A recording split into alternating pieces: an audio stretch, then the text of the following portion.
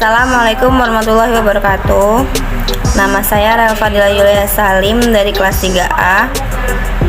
Saya dari kelompok 3 Filsafat ingin mempresentasikan hasil kerja kelompok saya yang berjudul Pengertian Dasar Tujuan Potensi dan Kedudukan Manusia dalam Alam Semesta. 1. Pengertian manusia dan alam semesta. Manusia secara bahasa disebut juga insan, yang dalam bahasa Arab yaitu nasiya, yang berarti lupa. Kata insan dipakai untuk menyebut manusia karena manusia memiliki sifat lupa. Ini menunjukkan bahwa adanya keterkaitan manusia dengan kesadaran dirinya. Al-unsyang berarti jinak atau harmoni dan tampak. Jinak artinya manusia selalu menyesuaikan diri dengan keadaan yang baru di sekitarnya. Anasa yanu suyang artinya berguncang, menunjuk kepada manusia dengan seluruh totalitasnya, jiwa dan raganya. Ini menunjukkan adanya keterkaitan substansial antara manusia dengan kemampuan penalaran.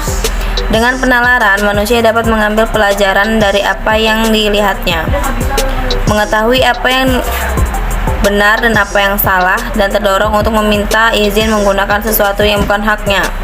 Pengertian ini menunjukkan bahwa pada manusia terdapat potensi untuk dapat dididik, sehingga ia disebut juga manusia, makhluk yang diberi pelajaran.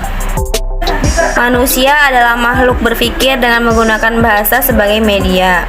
Manusia adalah makhluk 3 dimensi, ibarat segitiga sama kaki, yaitu jasad, akal, dan ruh. Menurut Al-Jurjani, sebagaimana dikutip tokoh Soeharto, menyatakan bahwa alam adalah segala hal yang menjadi tanda bagi suatu perkara sehingga dapat dikenali. Sedangkan secara terminologi berarti segala sesuatu yang ada selain Allah, yang dengan ini Allah dapat dikenal baik nama maupun sifat-sifatnya. Segala sesuatu selain Allah itulah alam dalam pengertian yang sederhana. Dari pengertian tersebut, secara sepintas dapat dipahami bahwa alam sebagai segala isinya diciptakan oleh Allah agar melalui semua itu dapat mengenalnya. Di samping itu, alam dengan segala potensi yang dikandung dalamnya dapat dimanfaatkan untuk kesejahteraan umat manusia secara bersama. 2. Dasar dan tujuan manusia dalam alam semesta. Dasar dan tujuan hidup manusia. Allah menciptakan alam semesta ini bukan dengan main-main, bukan tanpa tujuan. Manusia yang merupakan bagian dari alam semesta ini pun diciptakan untuk suatu tujuan. Allah menegaskan tujuan penciptaan manusia dalam firman-Nya, yang artinya, dan aku tidak menciptakan jin dan manusia melainkan agar mereka beribadah kepadaku. Berdasarkan ayat di atas, kedudukan manusia dalam sistem penciptaannya adalah sebagai hamba Allah. Kedudukan ini berhubungan dengan hak dan kewajiban manusia di hadapan Allah sebagai penciptanya. Dalam hal ini, peranan ideal manusia adalah melakukan ibadah kepada Allah. Potensi dan kedudukan manusia dalam alam semesta.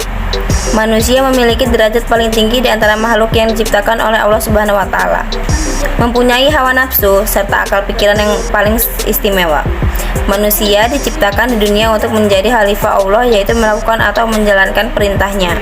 Secara tidak langsung, manusia hanya fokus terhadap tugas-tugas sebagai hamba Allah Subhanahu wa taala. Tugas ini diabdikan kepada Allah Subhanahu wa taala dengan rasa penuh keikhlasan, kesabaran, kepasrahan, dan menaati pada semua perintahnya, dan menjadikan Allah sebagai segala pusatnya dalam kehidupannya, agar manusia dapat melaksanakan dan mempertanggungjawabkan amanah Allah tersebut. Maka manusia diciptakan dalam bentuk yang sempurna. Alam semesta, khususnya lingkungan, adalah media pendidikan sekaligus sebagai sarana yang digunakan oleh manusia untuk melangsungkan proses pendidikan. Di alam semesta ini, manusia tidak dapat melangsungkan hidup secara mandiri dikarenakan manusia dan alam semesta saling membutuhkan dan saling melengkapi antara satu sama lain. Di mana alam semesta ini butuh manusia untuk merawat dan memelihara, sedangkan manusia butuh alam sebagai sarana interaksi dengan manusia lainnya. Hubungan manusia dan alam semesta dengan filsafat pendidikan Islam. Manusia dalam pengertian insan menunjukkan makhluk yang berakal. yang berperan sebagai subjek kebudayaan. Dapat juga dikatakan bahwa manusia sebagai insan menunjukkan manusia sebagai makhluk psikis yang mempunyai potensi rohani seperti fitrah, kalbu, akal. Potensi inilah yang menjadikan manusia sebagai makhluk yang tertinggi martabatnya dibandingkan makhluk lainnya. Al-Bashir merupakan bentuk jamak dari kata basyirah. Manusia merupakan subjek kebudayaan dalam pengertian material sebagai yang tampak dalam aktivitas fisiknya. Bani Adam atau zuriat Adam. Manusia disebut dengan Bani Adam karena manusia merupakan keturunan dari Nabi Adam. Hakikat penciptaan alam semesta, manusia, dan pendidikan Islam dapat dispesifikasikan sebagai berikut. Pendidikan Islam harus berorientasi pada upaya menumbuhkan kesadaran pada peserta didik akan penciptaan alam semesta. Pendidikan Islam harus berdasarkan atas konsep kepercayaan yang mengandung iman kepada Allah, di mana Allah yang menciptakan alam semesta untuk berkepentingan manusia. Manusia adalah subjek pendidikan sekaligus juga objek pendidikan. Manusia dewasa yang berkebudayaan adalah subjek pendidikan yang berarti tanggung jawab menyelenggarakan pendidikan. Mereka berkewajiban secara moral atas perkembangan pribadi anak-anak mereka yang notabene adalah generasi penerus mereka. Manusia dalam konteks dimensi antropologis, sosiologis, teologis, dan pedagogis. Agar manusia dapat hidup, dapat berkembang sebagai pribadi, ia harus memiliki sesuatu. Sudah banyak usaha-usaha untuk merumuskan unsur-unsur yang minimal harus termuat dalam having dan being. 1. Manusia dalam konteks dimensi antropologis. Antropologi adalah salah satu cabang ilmu sosial yang mempelajari tentang budaya masyarakat sesuatu etis tertentu.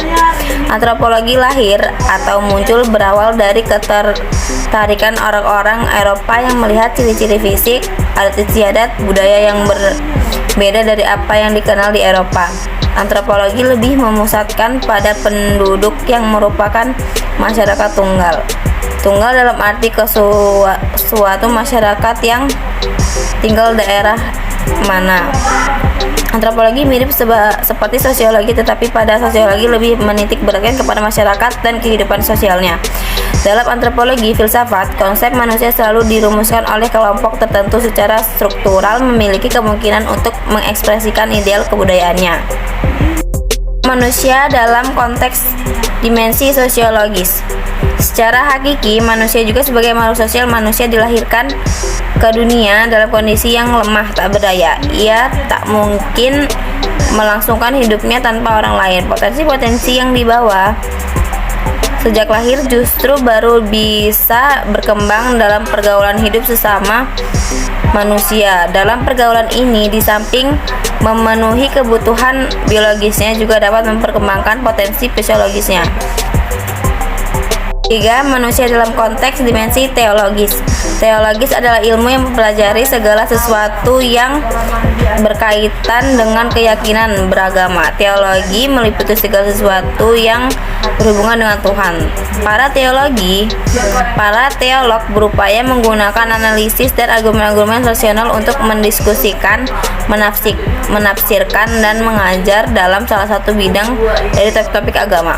Teologi memampukan seseorang untuk lebih memahami tradisi keagamaannya sendiri ataupun tradisi keagamaan lainnya, menolong membuat perbandingan antara berbagai tradisi, melestarikan, memperbarui suatu tradisi tertentu, menolong menyebarkan suatu tradisi, menerapkan sumber-sumber dari suatu tradisi dalam suatu situasi atau kebutuhan masa kini untuk berbagai alasan lainnya.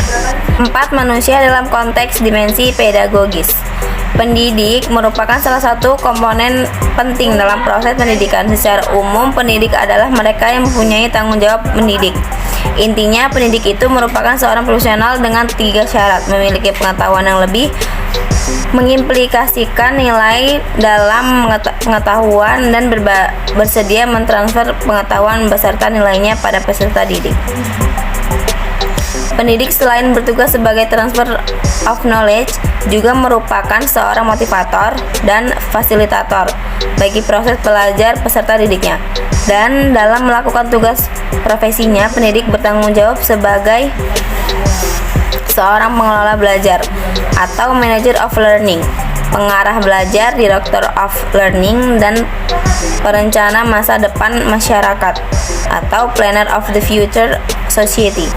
Dengan tanggung jawab ini, pendidik memiliki 3 fungsi, yaitu 1 fungsi instruksional, 2 fungsi edukasional, dan 3 fungsi manajerial. Kompetensi yang harus dimiliki seorang pendidik yaitu A. Kompetensi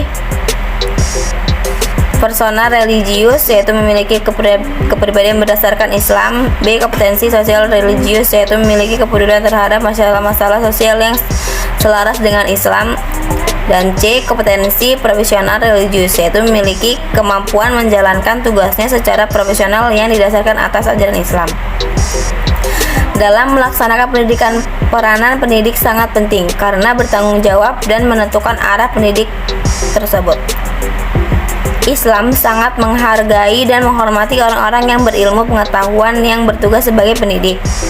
Proses pendidikan adalah lifelong education yang bertanggung sebagai pendidik.